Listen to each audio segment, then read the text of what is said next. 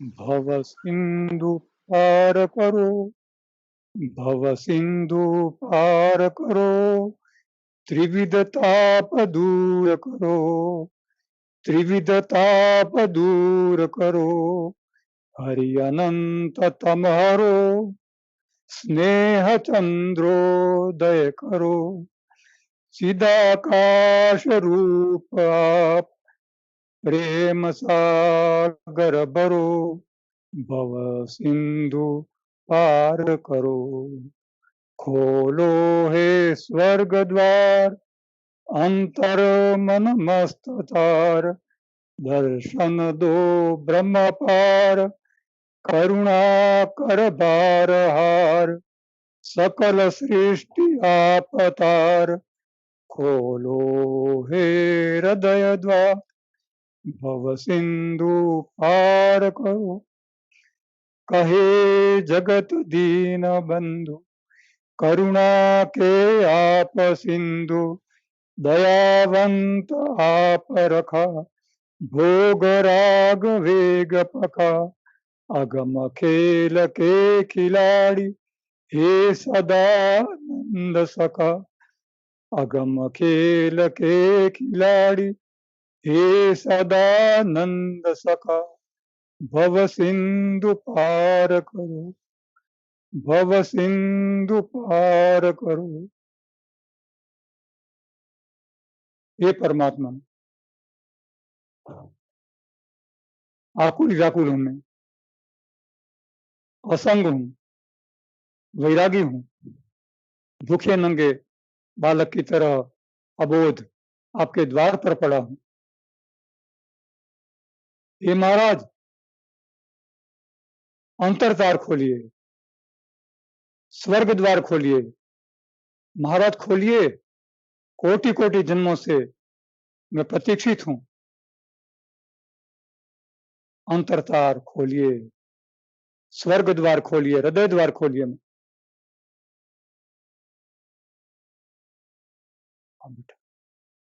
दरेक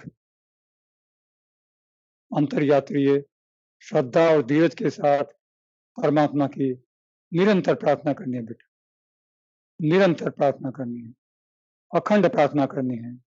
प्रार्थना में एक ताकत है बेटा। परमात्मा आपके अंतर के तार के साथ जुड़ी हुई है, आपकी श्रद्धा के साथ जुड़ी हुई है, आपके भाव के साथ जुड़ी हुई है। बेटा, अंतर तार हमेशा झनझनाए रखिए, अंतर के साथ हमेशा जुड़े रहिए बेटा। जागृत व्यक्ति का शरीर अनेक जन्मों के तप, अनेक जन्मों की साधना, अनेक जन्मों की भक्ति करने के बाद ही प्राप्त होता है। दुर्लभ है, अति दुर्लभ। जप तप दान दक्षिणा चाहे कितने भी साधन करें, सदगुरु का सानिध्य इतना सुलभ नहीं है, और है तो जानना कठिन है, पहचानना कठिन है। पास में है फिर भी हम नहीं जान सकते, सेवन नहीं कर सकते बेटा। सदगुरु को जानना अति कठिन बेटा, अति कठिन। इसलिए सदगुरु का सानिध्य इस जन्म में मिला है, उसे हमेशा कायम रखिए, बनाए रखिए बेटा, बनाए रखिए। सदगुरु प्रश्न, इच्छा और कारण रहित है। कारण यानी परमात्मा, स्वयं परमात्मा है, उसका कोई कारण नहीं होता, उसका कोई इच्छा नहीं होती, उसका कोई प्रश्न नहीं होता। स्वयं सारे जगत के प्रश्नों का जवाब है, सारी इच्छाओं के उस पार है, और सारे कारणों का कारण है। शब्द मात्र अधूरे हैं, शब्द मात्र अधूरे हैं, सत्य की तरफ इंगित करते हैं, इशारा करते हैं कि वे सत्य वहां है। किसी ने शैलेश भाई का घर नहीं देखा तो वो कहेंगे भाई वहां राजीव बाग की तरफ जाओ, लेकिन वो घर नंबर नहीं बताएगा, वो गली का नंबर नहीं बताएगा, उसको पता नहीं चलेगा कि वो कहाँ रहते हैं। तो बेटा सदगुरु अंगुली पकड़ कर ले जाते हैं, बेटा ये है तुम्हारा घर, सत्य का पता सदगुरु के पास है और वो शब्द में नहीं, शब्द के मर्म में है। शब्द तो तार है, जैसे बिजली का वहन तार करता है, लेकिन तार स्वयं बिजली नहीं है। उसी तरह शब्द ब्रह्म के वाहक हैं, स्वयं ब्रह्म नहीं है। इसलिए शब्दों को बाहर रखिए और अंतर का मर्म ही अंतर में पचाइए, वही आपका साध्य है बेटा। सदगुरु चमत्कार नहीं करते, चमत्कार भक्तों का भाव करा लेता है। सदगुरु चमत्कार नहीं करते बेटा।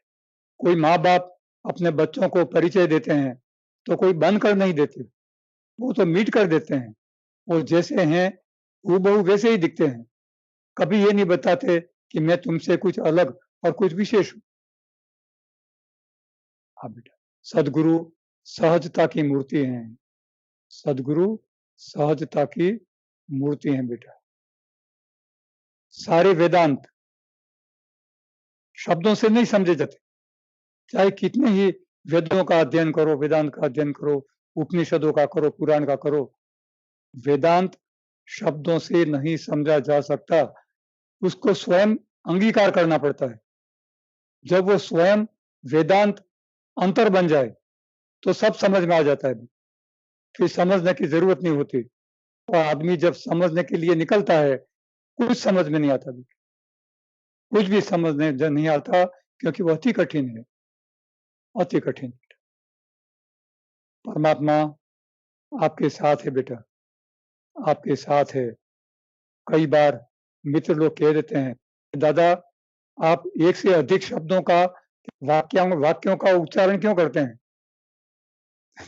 तब दादा कहते हैं कि भाई ये हमारा लाइटनर है, हमारी अंडरलाइन है, हमारा ये गोलाकार है। जैसे पठन पाठन करने वाले किताबों में पीले, हरे और ये गुलाबी लाइटनर से ये समझ जाते हैं कि भाई ये शब्द अधिक ध्यान देने योग्य हैं। सदगुरु भी ऐसा ही करते हैं बेटे। मुमुक्षु कई बार अंतर के सदगुरु की अंतर्वाणी के शब्द को लेकर सोच में, विचारों में चले जाते हैं। तो कई बार शब्दों को लेकर चिंतन में चले जाते हैं।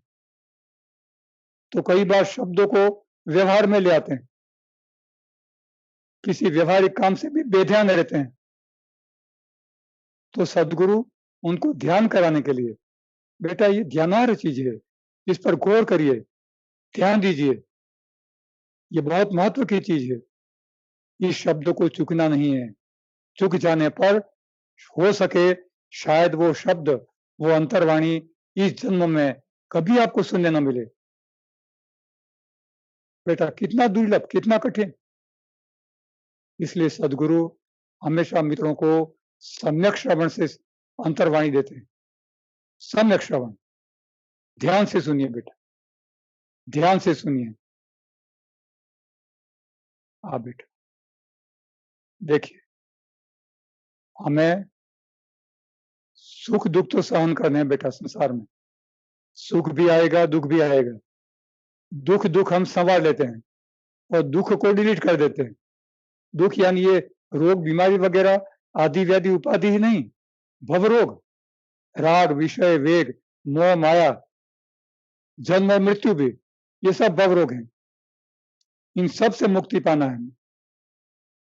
तो इन दुखों के आने पर हम विचलित हो जाते हैं बेटा। विचलित नहीं होना है। हो सकता है ये दुख सदगुरु ने कुछ शांत समझाने के लिए आपको दिए हों। ये दुख आपको कुछ सबक सिखा जाते हैं बेटा, आपको कुछ सबक सिखा जाते हैं, पढ़ा जाते हैं, बहुत कुछ दे जाते हैं, आपका अंतर भर जाते हैं, आपसे ले नहीं जाते। दुख भिखारी नहीं है, दाता है। आपको दे जाएंगे बेटा, दे जाएंगे, जरूर देंगे। देखिए एक बार एक जिराफ मां हिंसक प्राणियों के मैदान में उसने बच्चे को जन्म दिया। अब हिंसक प्राणी तो उसकी गंध से तुरंत भाप जाते हैं कि यहाँ कोई खाने लायक चीज है, माँ ने पैर से उसकी अपरा हटा करके बच्चे को मुक्त किया, बच्चे को लातें मार मार करके चलने के लिए सक्षम बनाने के अनेक प्रयत्न किए। बच्चा खड़ा नहीं हुआ। जंगली कुत्ते, सियार, जरख वगैरह उसको काटने दौड़ते थे। माँ सर हिला हिला करके उनको गर्दन हिला करके वापस भेजती थी। बच्चा खड़ा नहीं हुआ बेटा।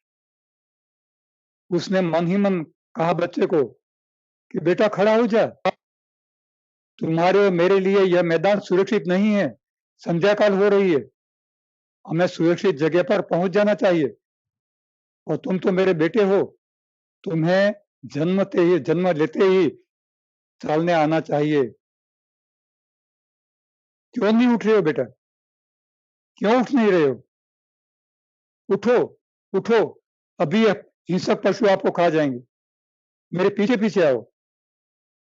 कई लातें मारी, कई प्रयत्न किए, आंख में आंसू भर करके वो माँ 2 डग आगे जा रही है।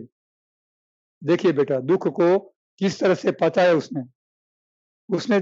उसको बारों बार दुख था कि मैं अपने बच्चे को खो रही हूं, लेकिन वो ये भी जानती थी, वो प्रैक्टिकल थी। उसने सोचा मैं मर जाऊंगी तो बच्चा तो मरेगा ही, मैं मर जाऊंगी, दूसरे बच्चे को जन्म नहीं दे सकूंगी, बच्चा तो फिर भी आएगा, मुझे जिंदा रहना जरूरी है। वो 2 डग आगे बढ़ती है और पीछे कुत्ते काटने आते हैं, उनको फिर भगा देती है, और एक समय आता है कि मां गर्दन नीचे करके रुआ से भाव से मैदान छोड़कर चली जाती है अपनी सुरक्षित जगह, और हिंसक प्राणी बच्चे को खा जाते हैं। ये पाठ पशु ने पढ़ा है बेटे। कई बार हम पशुओं को अज्ञानी और जड़ मानते हैं। नहीं, इस माँ ने बहुत कुछ कह दिया बेटा। इतना तो संसारी भी मनुष्य भी कई बार नहीं सोचता। दुख तो हुआ उसको, दुख के प्रति आसक्ति नहीं हुई बेटा। कई बार किसी मृतक के पीछे, किसी दुर्घटना के पीछे हम उस घटना के ठीक होने के बाद भी और सालों तक रोते रहते हैं बेटे, सालों तक रोते रहते हैं, सालों तक याद करते हैं। क्यों? दुख के प्रति भी आसक्ति है हमारी।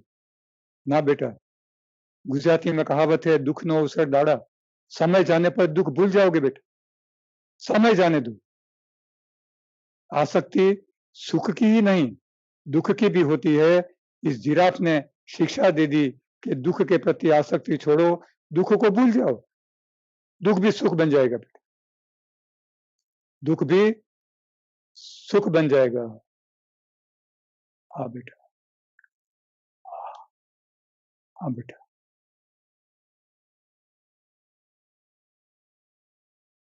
क्षमा भाव हमें कभी नहीं छोड़ना बेटा। क्षमा भाव, क्षमा करना बहादुरी है, शूरवीरता है।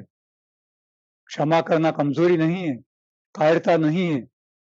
क्षमा वीरस्य भूषणम, क्षमा करना बेटा। एक बार एक ब्राह्मण देवता नदी से स्नान करते हुए रास्ते पर से गुजर रहे थे। ऊपर छत पर से किसी बदमाश लड़के ने उस पर थूका।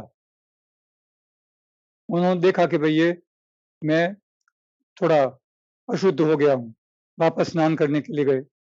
दोबारा आए, तीसरी बार आए, चौथी बार आए, 5वीं बार, 10 बार आए, 20, वो थूकता ही जाता था।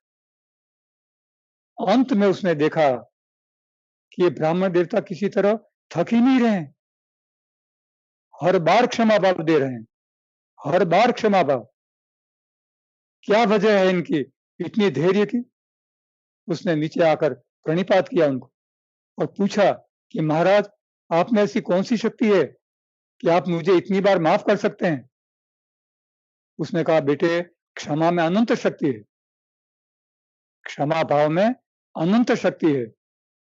मैंने परमात्मा को सौंप दिया, थूकने वाला भी परमात्मा और जिस पर थूका जा रहा है वो भी परमात्मा। मैं कहां से आया और तू कहां से आया? कोई नहीं आया बेटा। इस भाव से हमें संसार का सेवन करना है। कई बार मित्र पूछते हैं कि दादा, संसार में तो संसार का भाव आता है, सानिध्य में अध्यात्म का भाव आता है, तो दोनों को अलग अलग से इकट्ठा करके कैसे जिया जाए? मैं कहा बेटा बहुत सरल, जब संसार में आओ तो अध्यात्म के भाव से जियो। जो काम हम कर रहे हैं वो भी परमात्मा कर रहा है, जो करा रहा है वो परमात्मा है, सामने जो कर रहा है वो भी परमात्मा है बेटा। और तो कोई बना ही नहीं। कर्ता भाव हम में क्यों आए? क्यों हम ये सोचे कि मैं कर रहा हूं? क्यों ये सोचे कि सामने वाले के लिए कर रहा हूं? सब में कर्ता भाव है बेटा। क्यों सोचे ऐसा हम? नेकी कर दरिए में डाल। हमने जो भी परमार्थ किया बस बेटा उसके मर्म को अंतर में पचाया और परमात्मा को सौंप दिया। हे परमात्मा तू जाने, तूने करवाया, ये श्रेय तुझे। श्रेय पाना गलत चीज है बेटा, श्रेय पाना गलत चीज है। इसलिए हमें ये सीखना है कि हमें कभी भी किसी अच्छे काम के लिए अहंकार नहीं रखना है बेटा। अंधकार को बेटा उलेचा नहीं जाता, तो अंधेरे को उलेचना नहीं है। जिस तरह हम कुआं उलेच कर पानी निकालते हैं, कोई गड्ढा उलेच करके उसमें से पानी निकालते हैं, कीचड़ निकालते हैं, और अंधकार को उलेचना नहीं है। अंतर ज्योति प्रगटानी है बेटा, अंतर का दिया प्रगटाना है, अंतर दीप जलाना है, तो अंधकार अपने आप भागेगा। जब सदगुरु जागृत होते हैं तो कोटि कोटि जन्मों का अंधकार भाग जाता है, कोटि कोटि जन्मों का। और अनेक जन्म तक, अनेक मृत्यु तक उसको हटाने पर वो नहीं हटता बेटा। एक जन्म में एक बार थोड़ा हटाया, दूसरे जन्म में दूसरा थोड़ा हटाया, इस तरह कभी नहीं हटता। अंधकार को उलेचिए मत, अंतर ज्योत जलाइए बेटा, अंतर ज्योत जलाइए। हाँ बेटा। महात्मा रोहिदास के एक शिष्य थे महाराजा पीपा। हाँ बेटा। महाराजा पीपा को आध्यात्मिक रुचि हुई, वो आध्यात्मिक थे, लेकिन राजकाज के कारण वो अध्यात्म का सेवन नहीं कर पाते थे, लेकिन उनके अंतर में ललक थी। उन्होंने एक बार दरबारियों को भेजा कि भाई मालूम करो यहाँ कोई आसपास में कहीं सदगुरु है तो मुझे सेवन करना है, मुझे बोध लेना है, मैं अखंड सुख शांति और आनंद चाहता हूं। तो दरबारी गए, आस पास पड़ोस में मालूम किया तो उनको मालूम हुआ कि चमार के वेश में मोची का काम करने वाले यहाँ एक महात्मा रोहिदास एक रोड की एक साइड में बैठे हुए हैं, चाहे तो उसका आप सानिध्य सेवन कर सकते हैं। एक बार तो महाराजा को अपमान जैसा लगा कि मोची का काम करने वाले, रोड पर काम करने वाले और नीचा काम करने वाले सदगुरु का भी मैं सेवन राजा होकर कैसे करूं? लोग क्या कहेंगे? लोग तो यही समझेंगे तू महाराज है। लोग तो सदगुरु को भी नहीं जानते, वो तो यही समझेंगे कि छोटा काम करने वाले को महाराजा प्रणिपात करते हैं, उनके सानिध्य में बैठे हैं, ये तो ठीक नहीं है। लेकिन जब योग परिपक्व होता है, योग होता है, तो भक्त चलकर भगवान के पास अपने आप आ जाता है बेटा। एक दिन राजा पीपा चल कर आए, सादे वेश में चलकर आए और महात्मा रोहिदास को प्रणिपात किया। रोहिदास को कहा कि महाराज मुझे अखंड सुख शांति और आनंद चाहिए।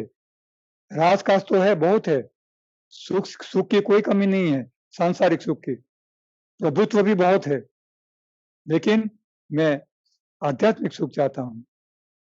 महात्मा ने देखा कि सामने से जो चलकर आया है उसका समर्पण तो है, झुक कर आया है, उसमें भाव भी है, तो इसको कुछ दिया जाए।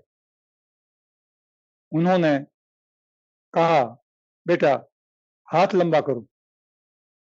उन्होंने जिस पात्र में बड़े पात्र में पानी के अंदर चमड़ा भिगोया हुआ था। उस पात्र में से थोड़ा पानी लेकर के अंजलि भरकर राजा पीपा के हाथ में दिया। वो ध्यान से देख रहे थे, अनदेखा करके देख रहे थे। उन्होंने देखा कि राजा ने देखा कि मेला पानी और चमड़े वाला ये पानी मैं नहीं पीऊंगा। उन्होंने अंजलि से अपने कमीज की आस्तीन के पास सरका दिया। आस्तीन भीग गई, पानी आस्तीन पी गई। उन्होंने दोबारा दिया, शायद वो भूल का इकरार करे, भूल सुधारना चाहे। उन्होंने दोबारा पानी दिया, दोबारा उन्होंने अंजलि को झुका करके पानी आस्तीन में बहा दिया। आस्तीन भीग गई। अब महात्मा जी कुछ नहीं बोले। उन्होंने कहा, बेटा आप जा सकते हो। महाराजा चले गए राज्य में। सिंहासन पर बैठे अपना राजकाज कर रहे थे। दूसरे दिन उनके कपड़े धोने के लिए रानी ने धोबी को दिए। ये राज धोबी था, उसको किस तरह से कपड़े धोने हैं उसको पता था। वो कमीज ले गया, धोबी घाट पर धोने लगा, दाग नहीं जा रहे थे। बहुत प्रयत्न किए उसके। ये उसकी 10-12 साल की बेटी पास में खड़ी रह करके सब देख रही थी कि पिताजी राजा के कमीज के दाग नहीं उतार रहे हैं। उसने कहा, पिताजी इसमें से साबुन निकाल करके कमीज मुझे दे दीजिए, दाग मैं निकालूंगी। सहज भाव से उन्होंने दे दिया। इस बिटिया ने कमीज के आस्तीन को मुंह से चबा चबा चबा करके अपनी थूक से सारे दाग निकाल कर वो निकल गई। सारे दाग निकल गए। कमीज पिताजी को दे दिया, वैसे ही वो बेहोश हो गई।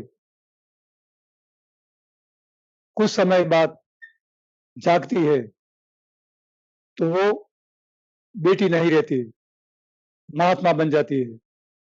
वो कुछ और ही बातें करती है, वो अंतर्वाणी ही बोलने लगी। पिता को पता ही नहीं चलेगा कि बिटिया को हो क्या गया है, लेकिन फिर भी उसको कुछ पता था, वो कुछ जानता था, आध्यात्मिक था। उसने देखा कहीं न कहीं इस बिटिया को महात्मा रोहिदास का प्रसाद मिला है। उसको पता चल गया था राजा के करतूतों का। उसने ये सारी घटना राम महारानी को और राजा को सुनाई कि महाराज ऐसी-ऐसी बात बनी है। महाराज को अफसोस हुआ, अरे जिस पानी को मैं गंगा जल समझकर मुझे पीना चाहिए था, अमृत समझकर पीना चाहिए था, उसको मैंने बहा दिया और दाग लग गए और इस बिटिया में चमत्कार हो गया। इस बिटिया ने वो अंतर्ध्यान हो गई, वो अध्यात्म पा गई, वो जाग गई। ये मेरे भाग्य में नहीं था, मैं कैसा दुर्भाग्य हूं। उन्होंने उस समय तो इस दुर्भाग्य को पचा लिया, लेकिन समय रहते हुए वो महात्मा रोहिदास के चरणों में साष्टांग प्रणिपात करके रोने लगे। उन्होंने अपनी भूल का इकरार किया, महात्मा मुझे प्रायश्चित होने दो, प्रायश्चित करने दो मुझे, मैंने बहुत बुरा काम किया। आपके गंगा जल को मैंने चमड़े से छुआ पानी समझ करके, अशुद्ध पानी समझ करके उसे उड़ेल दिया। इस बच्ची को इसका प्रसाद मिल गया। महात्मा ने यही कहा कि बेटे उस बच्ची को प्रसाद मिल गया, ये प्रसाद मैंने तुम्हें दिया था, यह प्रसाद मैंने तुम्हें दिया था, तुम्हारे लिए था, तुम्हारे भाग्य में नहीं था। बेटा अब वो घड़ी और वो मर्म तो अब नहीं आने वाला है, वो तो तुम चूक गए, लेकिन तुम में आध्यात्मिक ललक है, तुम में भाव है, श्रद्धा है, धीरज है, तो कुछ श्रम करना पड़ेगा और एक काम करना पड़ेगा। बेटा तुम्हें अंतर के द्वार खटखटाने पड़ेंगे, सदगुरु के द्वार खटखटाने पड़ेंगे, तब तुम्हें जाकर अंतर तुम्हारा जागेगा, तुम महात्मा बन सकोगे बेटा। समय आने पर राजा पीपा महात्मा पीपा जी बने। ये रोहिदास जी के भी शिष्य थे और ये सब महात्मा रामानंद के भी शिष्य थे, महात्मा कबीर के गुरु भाई थे। तो बेटा समझना इतना ही है कि कई बार योग आकर के निकल जाता है, हम चूक जाते हैं, तो हमें सानिध्य में सम्यक श्रवण, सम्यक वाचा, सम्यक दृष्टि और सम्यक कर्म से सानिध्य सेवन करना है। उसको इस तरह से सेवन करना है कि अब ये दुर्लभ है, जिंदगी में मुझे कभी नहीं मिलने वाला। दादा हर बार एक ही शब्द नहीं बोलते बेटा, हर बार आपके अंतर ने जो पूछा होता है उसी का जवाब देते हैं। हर बार हर एक प्रश्न और उसके जवाब अलग होते हैं बेटा। आपका अंतर क्या मांगता है, आपका अंतर क्या कहता है बेटा, क्या चाहता है, ये हर बार नहीं भी हो सकता। इसलिए आपको सम्यक श्रवण करना चाहिए। आपको हमेशा अंतर में रह करके और अनन्य भाव से सदगुरु का सेवन करिए और परमात्मा प्राप्त करिए बेटा। थोड़ा अंतरा पढ़ लेता हूं बेटा। सुख दुख का मत गाना गावे, सुख दुख का मत गाना गावे, बेहर मार मत कानों में, आगे पीछे मत कर चिंता, हो बरकत खलिहानों में। यदि अध्यात्म सेवन करते हो तो भरण पोषण की चिंता मत करो बेटा। योगक्षेम वाहम्यहम्, परमात्मा तुम्हारे परिवार का भरण पोषण करेगा। खलिहानों में अनाज कम नहीं है बेटा, वो देगा। हरिहर को अंतर में राखे, पल पल जीवे सानों में। सदगुरु के साथ में पल पल जीते रहो बेटा। यही कर्म जग चुक जाता है, यही कर्म जग चुक जाता है, बिखर गया सब बानों में। बान यानी शरीर। परमात्मा सब में एक ही विराजमान है, लेकिन अलग अलग शरीर में बिखर गया। वो ये है, वो ये है, वो ये है। अरे कोई अलग नहीं है, सब आप में है, आप सब में है। बिखर गया सब बानों में। सर चढ़े अहम से कट जावे, सर चढ़े अहम से कट जावे, सर झुके वही आशीष गए। जो सर ऊंचा करके जीता है उसके सर अहंकार से कट भी जाता है कभी, लेकिन जो सर झुका कर जीता है उसको सदगुरु आशीष देते हैं बेटा। आशीर्वाद मिलता है, अपने बुजुर्गों से भी मिलता है, अपने आध्यात्मिकों से मिलता है। बर्बरता से परिताप रहे, जिसका सर अपने आप सहे, मत तूफानों में उड़ जावे, मत जग प्रवाह में आप बहे। तू इतना भी कमजोर नहीं, कव्वत ही तेरे साथ रहे। तेरी कव्वत तेरे साथ है बेटा, तू इतना कमजोर नहीं है। हाँ बेटा, आंसू पहुंच लो, तुम इतने कमजोर नहीं हो, कव्वत ही तेरे साथ रहे। तुम्हारी कव्वत अनंत अनंत जन्मों से मिली हुई बेटा, उसको जगाओ, उसको सिर्फ समझने और पाने की जरूरत है। तू न उठा तो जगत पड़ा है, तू न उठा तो जगत पड़ा है, उठ कर भागे जगत अड़ा, बन कर आवे जग है पीछे, मिटे तो आगे जगत खड़ा। बनोगे तो जगत पीछे रह जाएगा बेटा, और आप बड़े बड़े बन करके आगे आगे घूमोगे। और यदि मिट जाओगे तो जगत का कल्याण करने के लिए उसको आगे रखोगे और स्वयं सेवक की तरह उसके पीछे पीछे रहोगे बेटा। खड़ा रहे सब साथ रहेंगे, पड़े का जग भी आप पड़ा, मत रो कव्वत को ही आके, तू ही तेरे पास खड़ा बेटा, तू ही अकेला है। तुझे ही तुझे अपनी कव्वत उजागर करनी है, तुझे ही अपनी कव्वत पानी है बेटा। भार उठावे खर कहलावे, गधा कहते लो, अरे गधे जैसा भार उठाकर घूमता है, शारीरिक मानसिक। खर ही तो सब भार सहे, गधा ही तो सब सहन करता है बेटा, उसकी पीड़ा को कौन समझे। जग ने उन्हें अपेक्षित माना, जो ना अपने आप बढ़े। सदगुरु करुणा कलित होते हैं बेटा, गधा उदासीन है, जगत की सेवा करके वो यश नहीं लेता, तो सब उसको उसका दुरुपयोग करते हैं, उसको अपमानित करते हैं बेटा, उसको बदनाम करते हैं। जो चालाक नहीं है, वे लोग जो अपने आप बड़े नहीं, संसार में, सांसारिकता में अपना स्थान नहीं बना पाए, उन्हें दुनिया धुतकार देती है बेटा, अपमानित करती है। मन बुद्धि का खेल जगत है, चतुराई का राज रहे, यहाँ चतुरों से दुनिया बनी हुई है बेटा। फीता लेकर घर घर जावे, फीता लेकर घर घर जावे, क्यों कुंठा की गत सहे। सब लोगों की चतुराई को नापता है संसार, वो चतुर है, वो तो ऐसा है, वो बड़ा है, वो छोटा है। ऐसी कुंठा, ऐसे चतुरों की कुंठा लेकर संसार क्यों घूमे? ये तो कुंठा है, ये कोई चतुराई नहीं है। अनंत पथ की तमसा भागे, आप दिवाली रोज मना। अनंत की तमसा, अंधकार को भगाकर बेटा रोज दिवाली मनाओ। अंतरदीप जलेंगे तेरे, मत घी से तू हाथ सना। हाथ घी वाले मत करा बेटा, अंतरदीप जलेंगे तेरे, मत घी से तू हाथ सना। अपने हाथ घी वाले मत कर। अंतर की उज्जवलता पाकर अनात्म होंगे आप फना। ये वेश, राग, विषय, वेग, मोह, माया सब फना हो जाएंगे बेटा, सब नष्ट हो जाएंगे, अनात्मा सब चले जाएंगे। धीरज धरो, धैर्य रखो बेटा। कर्ता का भारी पलड़ा भी अकर्ता के हाथ बना। हम देखते हैं कि ये सब कर्ता भाव से संसार जीता है, लेकिन उसको पता नहीं है, उसको पता नहीं है बेटा कि उसको भी परमात्मा ने ही बनाया है।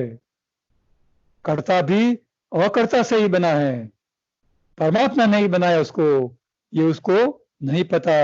अज्ञान की चादर ओढ़ी हुई है उसने बेटा, वो नहीं जानता। होकर जिसको रहना होगा वह आपा से प्यार करे।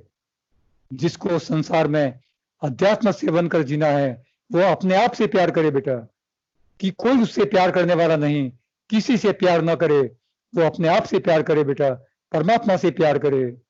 भीतर के भीतर में जाकर अपना अनुभव आप करे। अंतरतम में जाकर अपने आप को खोजे बेटा। गम से गम का छेद उड़ावे। गणितज्ञ जानते हैं,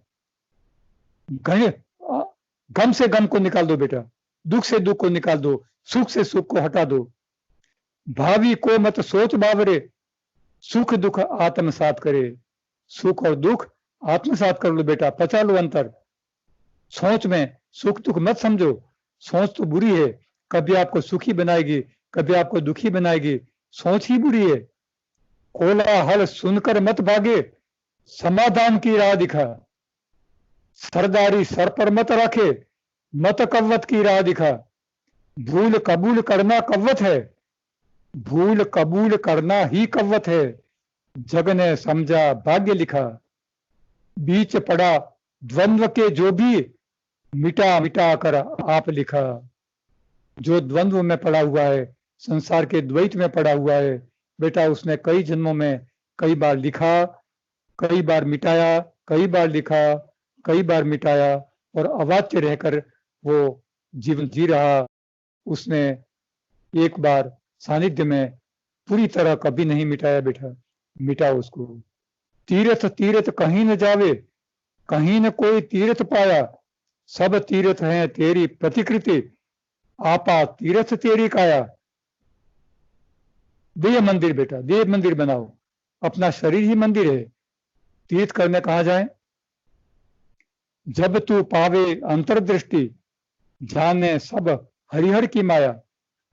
अंतर्दृष्टि जब पा जाओगे बेटा, तब ये सारी सृष्टि परमात्मा की माया लगेगी, इससे ज्यादा कुछ नहीं लगेगा। मात्र सोच और कल्पना से बनाया हुआ संसार है, उसका कोई अस्तित्व नहीं बेटा, उसका अस्तित्व भी नश्वर है। खेल खिलाड़ी सब हरिहर के, खेला वह अंतर सुख पाया बेटा। जो खेला वो अंतर सुख पाया, जो खेला वो अंतर सुख पाया बेटा। जगत देख कर जो हर्षाया, वह वैराग्य कभी ना पाया। संसार में, संसार को देखकर जो खुश हुआ, उसको वैराग्य कभी नहीं मिला। वैराग्य नहीं मिला तो सानिध्य कभी नहीं खोजा।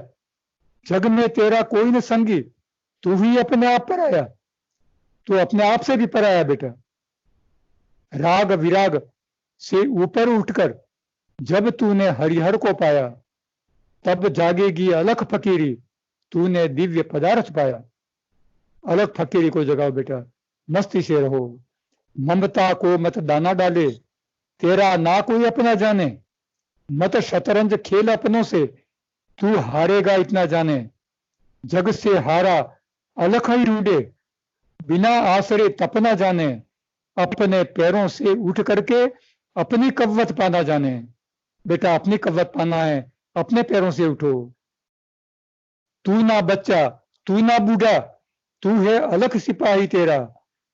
जो ना आवे, जो ना जावे, समझे वही मसीहा तेरा।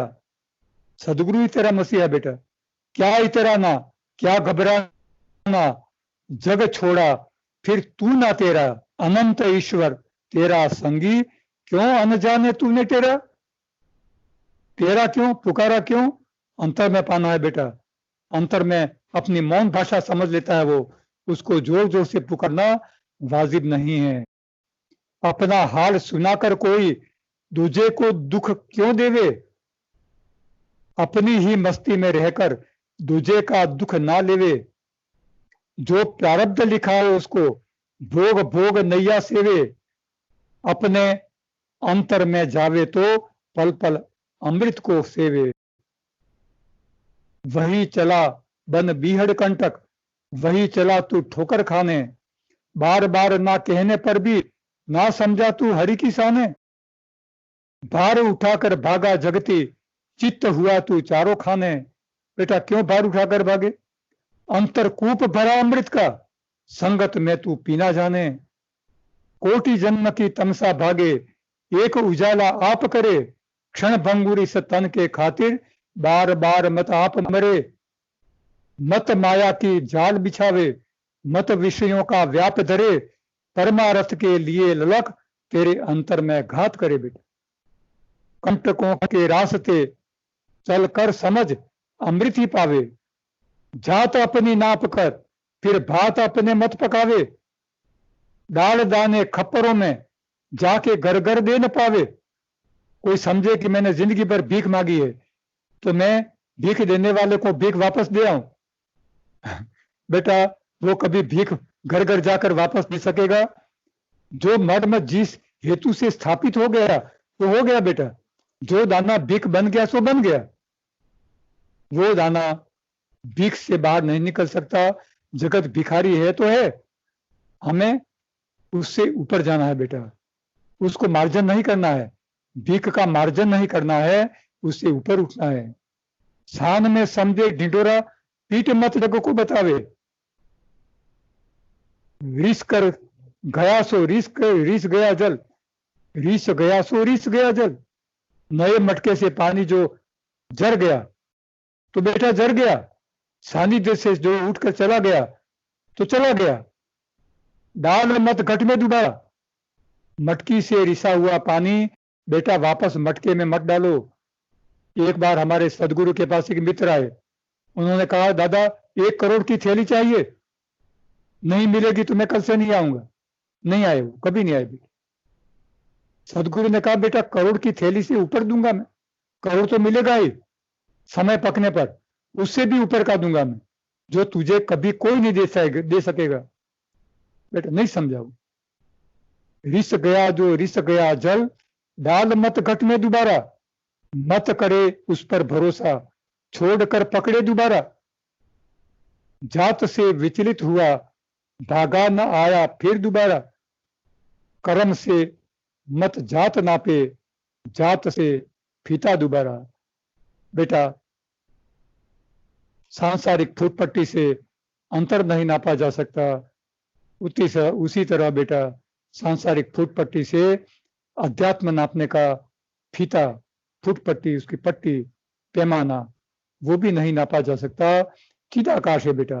अंतर सानिध्य चिदाकाश है, अनंत आकाश है, अनंत आकाश।